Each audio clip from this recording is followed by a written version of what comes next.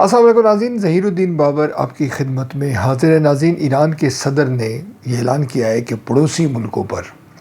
ایران کی جانب سے حملہ نہیں کیا جائے گا، مگر ایک شرط انہوں نے یہ لگائی کہ اگر پڑوسی ممالک کی جانب سے ایران پر حملہ نہ ہو تو یہ جو ہماری طرف سے اقدام ہے یہ جاری و ساری رہے گا۔ دوسرا جو پاکستان انقلاب ہے انہوں نے بھی یہ کہا ہے کہ ہم نے جو ایران کے جو پڑوسی ممالک ان پر حملہ نہیں کیا، بلکہ جو امریکی اہداف تھے، جو امریکی اڈے تھے، ان پر حملہ کیا ہے، اور اس حوالے سے وہ اپنی پالیسی پر کاربند ہے۔ دلچسپ بات یہ ہے کہ توقعات کے عین مطابق صدر ٹرمپ نے اس کا کریڈٹ لیا اور کہا ہے کہ چونکہ ہم نے بہت زیادہ بمباری کی ہے ایران پر، لہٰذا ایران نے جو ہے اپنے یہ اقدام اٹھایا ہے تاکہ جو اپنی نیبرنگ کنٹریز ہے ان کو اس حوالے سے ریلیف دیا، اور یہ بمباری جاری رہے گی جب تک ایران سرنڈر نہیں کر سکتا۔ صورتحال کیا ہے اس حوالے سے گفتگو کی جائے گی۔ اگر آپ نے چینل سبسکرائب نہیں کیا تو آپ بھی چینل سبسکرائب کر سکتے ہیں، بیل آئیکن کو پریس کریں، دوست احباب کے ساتھ شیئر کریں۔ ناظرین، ایران پر جو اسرائیلی اور امریکی حملے ہیں وہ تسلسل کے ساتھ جاری ہیں، اور جو کیجولٹی فگر ہے، جو شہداء ہیں، وہ 1000 سے زائد ان کی تعداد ہو چکی ہے، اور بتدریج جو ہے وہ بڑھ رہی ہے۔ دوسری طرف جو ایران ہے وہ بھی چن چن کر نشانے بنا رہا ہے۔ اس سے قبل جو ایران کے جتنے پڑوسی ممالک تھے، دبئی، اس کے علاوہ جو سعودی عرب ہے، دیگر عمان ہے، تمام ممالک میں ایران نے جو ہے وہ حملے کیے اور جو امریکی جو اہداف ہے اس کو نشانہ بنایا۔ جو اطلاعات ہیں جو مختلف حوالوں سے آ رہی ہیں، یہ ابھی میچور نہیں ہے کہ پس پردہ جو سعودی عرب ہے، جو پاکستان ہے، دیگر جو عرب ممالک ہیں، انہوں نے ایران سے نیگوسیشن کی ہے اور یہ یقین دہانی کروائی ہے کہ وہ اپنی سرزمین کو امریکہ کے خلاف، ایران کے خلاف استعمال نہیں ہونے دیں گے، اور امریکہ کو اس حوالے سے دو ٹوک جو ہے وہ جواب دیں گے۔ یہ خبر جو ہے آپ کو دیکھیں گے کہ آنے والے دنوں میں یا شاید گھنٹوں میں یہ خبر میچور ہو اور اس حوالے سے باضابطہ رد عمل آئے۔ اب جانتے ہیں کہ جس طرح دبئی ایئرپورٹ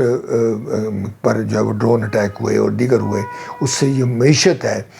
خلیجی مشرق وسطیٰ کے ممالک کی، وہ معیشت ہل کر رہ گئی، اور ان کو یہ سمجھنا شروع ہو گیا کہ اگر یہ صورتحال اس طرح برقرار رہی تو ان کے لیے تباہ کن اثرات مرتب ہو سکتے ہیں۔ اس جو نئی جو پیش رفت ہے اس کو اس انداز میں بھی دیکھا جا رہا ہے کہ پس پردہ بات چیت چل رہی ہے، اور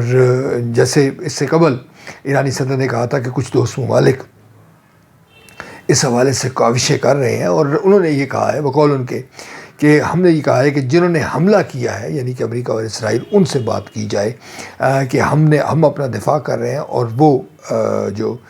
امریکہ ہے اور وہ اسرائیل ہے وہ ایران پر حملے کے یا جارحیت کے جو ہے وہ مرتکب ہوئے ہیں۔ ناظرین، یہ معاملہ اب کس طرح سے رکے گا؟ جو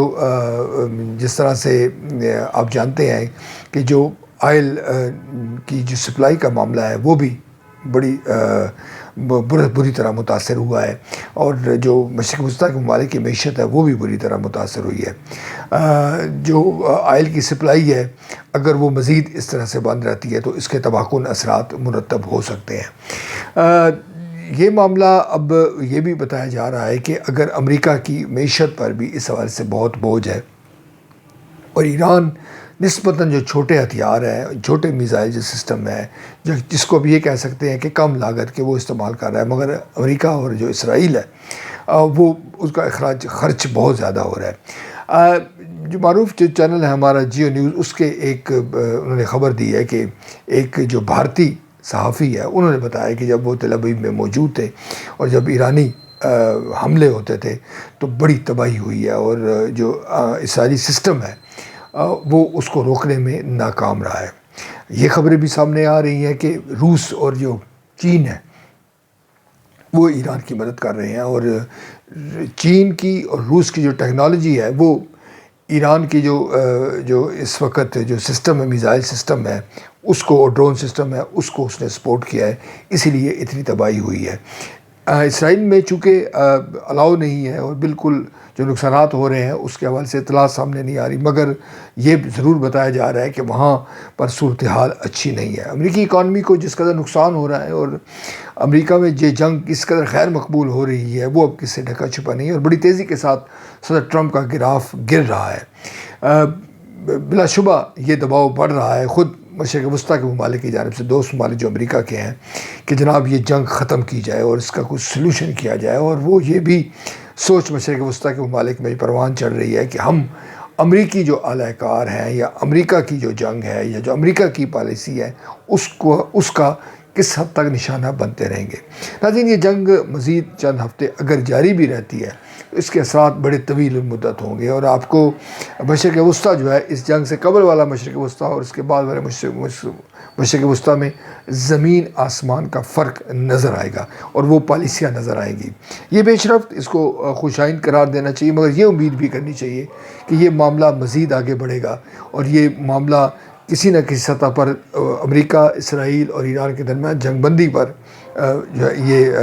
یہ جا کے اس کا خاتمہ ہوگا، چونکہ اس کے جو اثرات ہیں اس جنگ کے وہ بڑی تیزی کے ساتھ پھیل رہے ہیں، اور حتیٰ کہ آج یعنی گزشتہ روز پاکستان کے اندر بھی پیٹرول مصنوعات کی قیمتیں جو ہے وہ 55 سے زائد روپے ان میں اضافہ ہو گیا ہے، جس سے مہنگائی کا ایک طوفان آیا ہے۔ اور وزیر اعظم صاحب کا نے بھی ایک اجلاس ساتھ کیا کہ اس صورتحال سے کس طرح سے کاؤنٹر کیا جائے۔ یعنی یہ آپ کہہ سکتے ہیں کہ یہ محض 3 ممالک کے درمیان تنازع نہیں ہے، یعنی امریکہ، اسرائیل اور ایران کے درمیان نہیں ہے، بلکہ اس کے جو اثرات، مضر اثرات ہیں وہ مشرق وسطیٰ سے ہوتے ہوئے پوری دنیا کو اپنے لپیٹ میں لے رہے